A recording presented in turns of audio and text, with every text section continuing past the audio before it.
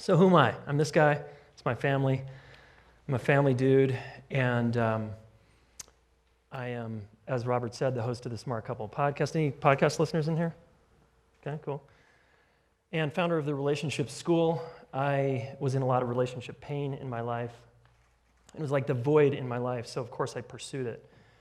And because I didn't get a class in school on how to do a romantic relationship well, I started the Relationship School. Anyone get a class on how to do a love relationship well in here? That's what I thought.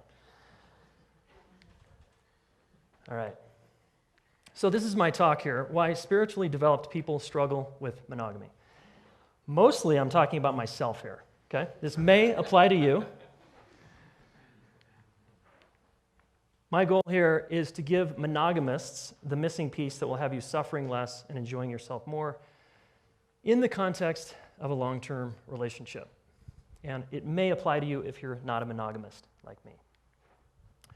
So what does this talk have to do with leadership? Well, partnership involves leadership all day long.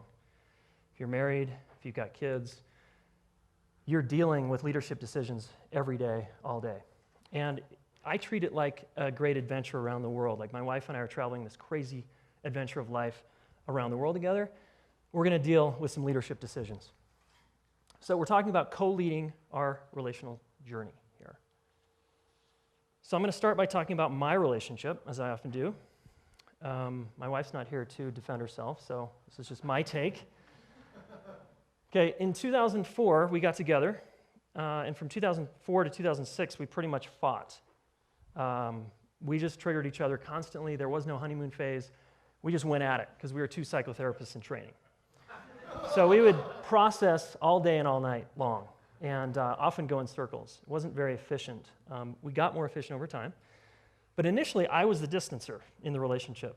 I was the person that was avoiding a lot. I had one foot in the relationship and one foot out, which created a lot of insecurity, as you can imagine. Then we got married. We married ourselves here in the Utah desert and in 2007. And from 2007 to about 2014, we both adopted this relationship as a spiritual path mentality, and we were going to rock it out. So if we look back on our vows, they're infused with this notion of, you know, you're my teacher, you trigger me into my wounds so that I can heal them, and on and on. And we rocked that out pretty hard. The dynamic flipped, though, where I became more of the pursuer of connection. You know, we had kids shortly after we got married, and I became the pursuer, and she became the distancer. So our roles flipped. And switching roles and becoming the pursuer woke up an old wound of mine. When my wife would shut down, get quiet, or pull away, I'd get triggered into my abandonment wound. Right? Any people like me in here? Okay.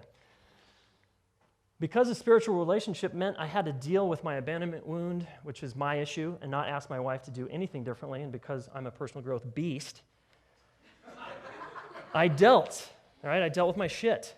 I tried just about every modality I knew of to resolve my abandonment issues. Here's a long list here. Processing it, men's work, my men's group, accepting it, loving what is, SPI, MDR, EMDR, Gestalt, core energetics, astrology, psychic work, shamanic work, ayahuasca, MDMA, LSD, DeMartini method, group work, my own badass methods, etc. I tried my fucking ass off, all right? And guess what I found? The charge around my abandonment wound went down a little bit, but some degree the threat response just wouldn't go away. Anyone else come to similar conclusions? Okay, I kept noticing this in my clients as well and all the people I worked with. Why is this not resolving? What the hell? So this led me on more of a search. I'd already searched my ass off, but I was like, okay, I got to hunt this down. So I went to one obvious place I hadn't dug into before, and that place was science. Oh yeah, science, baby. Specifically, adult attachment, the brain, and the nervous system. We could call that interpersonal neurobiology if we want. And I had a big realization. My spiritual view of a relationship didn't account for two main things. Number one, the science behind how animals and humans attach and depend on each other. And number two, the science behind how mammals and humans deal with safety, fear, and threat. Okay, I hadn't turned over those stones, and I started to turn over those stones. I was like, holy shit. So spirituality taught me self-regulation in a partnership, which was awesome. And science was about to teach me even more. So let's go back to my abandonment wound. I had an abandonment wound, yes, true. But it also turns out I have an intelligent system designed to alert me when I experience anything that resembles being left out of the herd, especially when we're left out by someone we care most about. Alarm bells go off. And you guys are no different from me. We all have this. So what is that system? It's your autonomic nervous system. There's 3 branches of the autonomic nervous system designed to keep you safe, close to people you care about, and alert you when you're in danger of getting hurt or a life-threatening situation or losing relationship. So it helps you engage, mobilize, or immobilize, that's what that's supposed to say, depending on what's called for. Fight, flight, freeze, right? We've all heard of that. And you'll never be able to outsmart this sucker, okay? You can't do it. I tried. In other words, you have an animal living inside of you all the time. And that animal gets scared.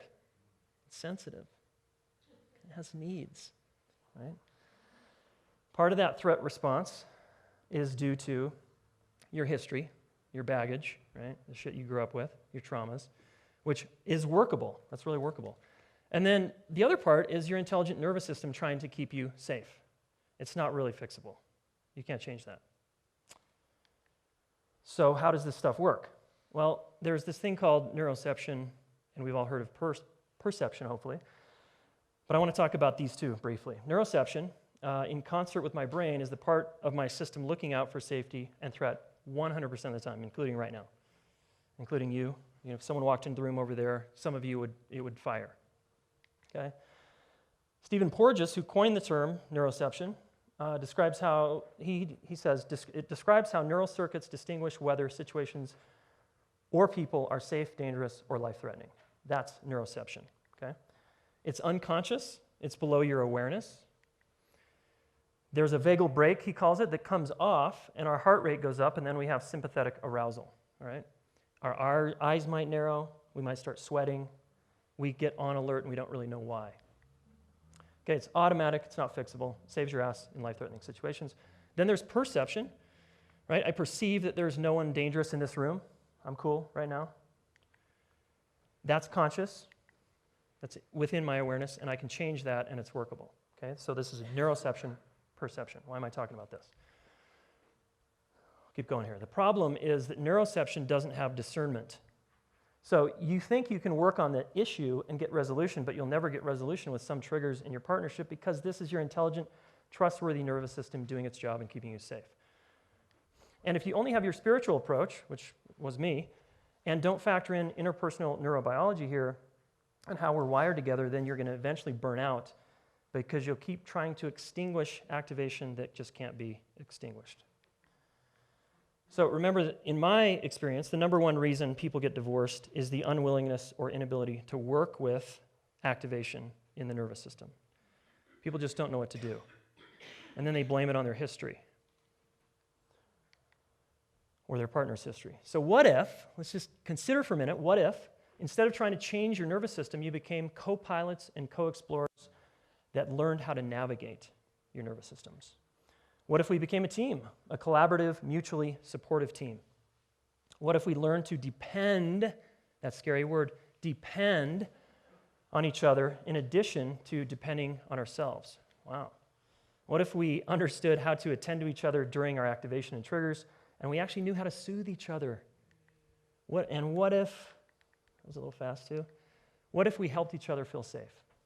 Hey, that's not my job. Okay, that's the spiritual approach. That's not my job to help you feel safe.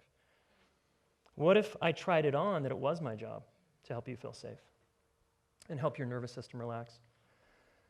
So this is what I want to invite you into. Your spiritual relationship has got you thus far. Great job. Now it's time to learn something you didn't learn from your parents, right, or school, and very few people are teaching you how to do this.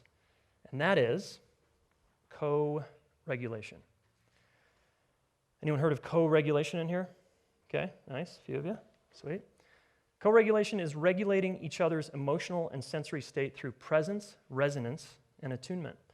Co-regulation gives you permission and the ability to help each other during activation and upset. Example, there's a little baby, it's distressed. Mom comes in and just nurtures the damn baby, right? And helps the baby calm down. Wow, what a thought. Well, what about adults? Well, you shut down, let's say, and instead of going to your separate corners to deal, okay, I'm triggered by your shutdown, you're triggered by me, you shut down, and we go to our separate corners and separate parts of the house. Instead of that, I offer my presence, and I work with myself through self-regulation, because I've learned that, to be there for you, and to actually be a tuning fork. And maybe you can entrain to my nervous system by how calm I can become. What if we did that to each other? Because that's how our nervous systems work together. So co-regulation helps us come back into connection. And we're not going to get into all the branches of the nervous system here, but we want to be in what Porges calls the ventral vagal or parasympathetic state, which is the social engagement system is online. We can connect, we feel safe. Our body and our vibe looks safe to other people. So when you go sympathetic, I can help you come back into this ventral where you can socially engage with me. So you have a choice. So let's use this as an example, okay? You see your partner's face. We're sensitive to face and tone of voice and sound. Anyone sensitive to this stuff? Yeah, oh yeah, you see that look, Okay, it's flat, let's say. It's emotionless. You already are activated by it and are mildly triggered. You misread their face as they're upset with you. It turns out they're actually not upset with you at all, but they're having their own internal upset going on that has nothing to do with you. And if you take it personally, you're either going to move toward or away, depending on our history and how you operate. So, in the spiritual view, it's like, hey, let me know when you're back. I'll be over here, and let me know when you're available again. Go deal with your shit, basically, right? Because I'm going to just be with my experience. And we see this obviously as an opportunity to heal our past, work on our trigger, etc. So again, I'm with that. The co-regulation view is, hey, I'm here and I care. Or you say, hey, it's not about you, honey. I'm just in something. I'm not trying to push you away right now. So I offer reassurance. Because I know what you need, and you know what I need. And you know the phrases I like to hear, and I know the phrases you like to hear, okay? So here's Adyashanti on relationships. Relationships based on truth, which means a relationship that is free of dependency and demands, is a relationship centered upon celebration. In other words, do not be dependent. Okay? This is what spiritual teachers teach. Here's another one. Muji's kind of popular these days. One should not excessively seek partners or friends. One should seek to know and be oneself. Okay? Not so much for me. And then we've got Gabor Mate, more of a scientist. We're mammalian creatures who depend upon interaction and mutual support. Stephen Porges said, connection is a biological imperative. We actually can't live without connection. He also said on the podcast, if an individual has the ability to co-regulate with another, their bodies become more resilient and they can self-regulate for longer periods of time before coming back into co-regulation. The only way kids actually learn how to effectively self-regulate is through an external regulator, which is the parent.